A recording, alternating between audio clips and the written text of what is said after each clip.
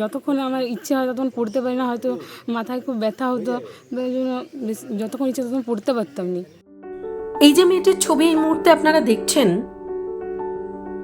এই মেয়েটি মাত্র 2 নম্বরের জন্য মেধা তালিকায় তার জায়গা হয়নি। মাধ্যমিকেও ছিল দুর্দান্ত ফলাফল, বিজ্ঞান নিয়ে পড়ার ইচ্ছেও ছিল, কিন্তু চাইলেও একটানা বেশিক্ষণ পড়তে পারে না বাঁকুড়ার ওন্দার পুনিয়াশোলের ভোলা হীরাপুর নেতাজি সুভাষ উচ্চ বিদ্যালয়ের কৃতি ছাত্রী সানন্দা গিরি। সানন্দার বাম চোখটা পাথরের। খুব ছোটবেলা থেকেই বিভিন্ন প্রতিকূলতার মধ্যে দিয়েই বড় হয়েছে সানন্দা। প্রধান শিক্ষক তরুণ কুমার চক্রবর্তীর মতে, জন্ম থেকেই ওর একটি চোখ নষ্ট হয়ে যায়, তারপর বাড়ি থেকে বিভিন্নভাবে চেষ্টা করেছে, বাড়ির লোকেরা অনেক চেষ্টা করেছেন, কিন্তু সেই চোখের সমস্যা মেটেনি। একটা চোখের বদলে সেটা পাথরের একটা চোখ বসানো আছে। ফলে যেহেতু আনইকুয়াল ভিশন, সেই জন্য খুব স্ট্রেসফুলভাবে পড়াশোনা করতে হয়। তা সত্ত্বেও মাধ্যমিকেও ব্রিলিয়েন্ট রেজাল্ট করেছিল, কিন্তু বিজ্ঞান নিয়ে পড়ার ইচ্ছে থাকা সত্ত্বেও যেহেতু ল্যাবরেটরি কাজ বা বিভিন্ন পড়াশোনার সায়েন্সের কাজ করতে পারবে না, সেই জন্য সায়েন্সের পড়াশোনাটা করতেই পারবে না, নাহলে মেডিকেল বা অন্যান্য দিকে যেতে পারতো। আর এখন কত নম্বরের জন্য স্ট্যান্ড করতে পারে? Just 2 number. 488-তে র্যাঙ্ক হয়েছে কাউন্সিল, ওর হয়েছে 486 নাম্বারের জন্য। 2 নম্বরের জন্য হলো না। হ্যাঁ, আক্ষেপ রয়েছে নাকি শুধুই ভালো লাগা? স্কুলের মানে আপনার আমাদের দিক থেকে খুবই আক্ষেপ রয়েছে, মানে এই কারণে রয়েছে যে ওটা ওর কাছে যে 2টো সাবজেক্টের মার্কস আমাদের কাছে এক্সপেক্টেড ছিল না।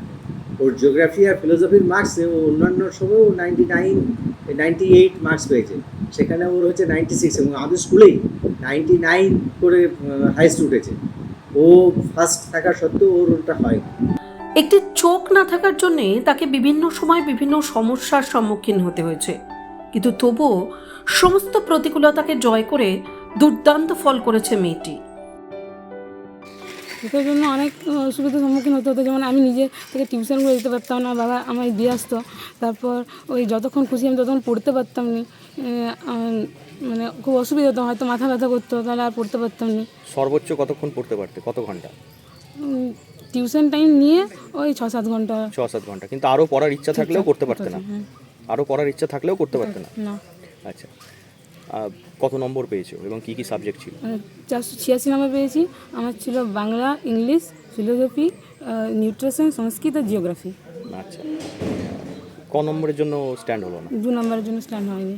ব্যাপারটা কীরকম লাগছে? আমার খুব খারাপ লাগছে, 2 নম্বরের জন্য স্ট্যান্ড হলো না। আমার ফিলোসফি নাম্বার খুব কমে গেছে, জিওগ্রাফি কমে গেছে। ওই সাবজেক্টের এক্সামগুলো খুব ভালো হয়েছিল, তবু নাম্বার কমে গেছে। মাত্র 2 নম্বরের জন্য হাতছাড়া হয়েছে মেধা তালিকা। আর এই সানন্দার জন্য গর্বের সুর শোনা গেল বিদ্যালয়ের প্রধান শিক্ষকের মুখে। ওখানে একটু হ্যাঁ, ভবিষ্যতের জন্য, ওর ভবিষ্যতের জন্য কী কামনা করবে? ভবিষ্যতের জন্য যেমন ওর বাড়ি থেকে ভাবছে যে বাইরে পড়াতে পারবো না, ভালো জায়গায় সুযোগ পেলেও, যেহেতু ওর একটা শারীরিক সমস্যা রয়েছে, আমরা চাইছি যে ওর অভিভাবক যাতে বাইরে গিয়ে পড়াশোনা করতে পারে, তাহলে ওর যেহেতু ভালো লাগা আছে পড়াশোনার প্রতি, ও অনেক দূর যেতে পারে।